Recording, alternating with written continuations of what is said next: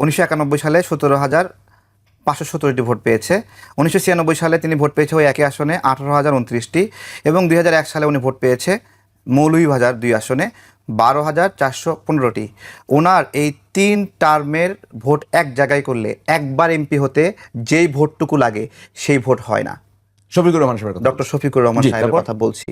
এবং ইসলামী আন্দোলন বাংলাদেশের যে ছাত্র প্রতিনিধি ইয়াসিন আরাফাত মনে হয় সে ভোট পেয়েছে 67টি ডাকসু নির্বাচনে। আমার প্রশ্ন ওখানে না, আমার প্রশ্ন হলো যারা পিআর চাচ্ছে তারা বলছে 70% মানুষ পিআর চায়, 70% মানুষ, এটাই তো বলছে। আজকে পরিসংখ্যান হয়েছে 58% মানুষ পিআর বিষয়ে জানে না। তারপর তাহলে 58% মানুষ যদি পিআর বিষয়ে না জানে, 70% মানুষ কিভাবে পিআরের পক্ষে? এই উত্তরটা কেউ দিতে পারছে না।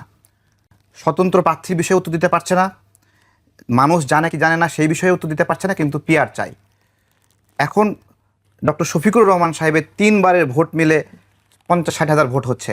এখন ডক্টর শফিকুর রহমান সাহেব একটা দলের প্রধান, সে অন্য একজন তার দলের পঞ্চগড় থেকে ভোট পাইছে 1 লাখ, সেই 1 লাখ ভোট আর ওনার 60 হাজার ভোট মিলে 1,60,000 ভোট হলে পঞ্চগড়ের 1 লাখ যে পাইছে সে এমপি হবে, ডক্টর শফিকুর রহমান সাহেব কেন হবে?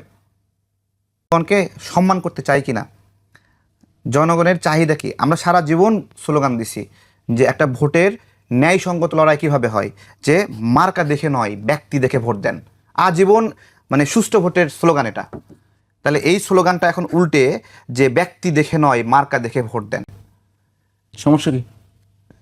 সমস্যা তো ওইটাই যে ব্যক্তির সততা আর দেখতে হচ্ছে না, ব্যক্তির মানদণ্ড এখানে আসছে না। আমি আপনাকে বলছি 300 আসনের একটা প্রার্থী জামাতে ইসলাম দিয়ে দিবে অথবা বিএনপি দিয়ে দিবে, নাকি পিআর সিস্টেমে তারা বলছে দিয়ে দিল।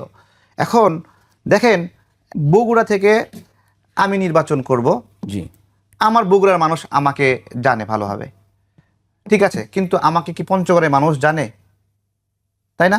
তাহলে যে 300 আসনের জন্য 300টা লিস্ট দিল, এই 300টা লিস্টের পিরোজপুরের মানুষকে সিলেটের মানুষ জানবে না। আমি সেটা বুঝতে পেরেছি, একটু বলি, একটু ক্লিয়ারলি বলি কেন এটাকেই বলছেন যে আমি ক্লিয়ারলি বলছি, ধান্দাবাজি একটু শুনেন, একটু ক্লিয়ার। তার মানে 300 আসনের যে প্রার্থীর তালিকা দিল, বাংলাদেশের নাগরিকরা জানলো না যে এই লিস্টের মধ্যে কারা কারা ফেরেস্তার কারা কারা বাটপার, মানুষ জানলো না। মানুষ তার আসনে, আমি তো বিএনপির 10-15 জনের বেশি কাউকে চিনি না, জামাতের 5 জনের বেশি কাউকে চিনি না, ইসলামী আন্দোলনের 10 জনের বেশি কাউকে চিনি না।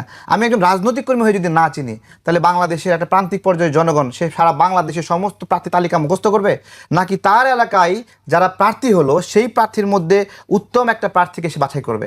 এই যে জনগণ 2টা অধিকার, একটা হলো ভোটার হওয়ার অধিকার, আর একটা হলো প্রার্থী হওয়ার অধিকার।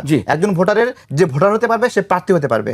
আপনি ভোটারের ক্ষমতা অর্ধেক কেড়ে নিচ্ছেন, যে তুমি শুধু ভোট দিবা, তুমি ভোট দিবা কিন্তু নিজে কোনোদিন মানে প্রার্থী হতে পারবে না, আপনি সেই সিস্টেমে ঢুকাই দিচ্ছেন। আপনি বলছেন যে এখানে টাকার খেলা হবে না। দেখেন নমিনেশনে টাকার খেলা হয়, টাকা দিয়ে নমিনেশন নেয়।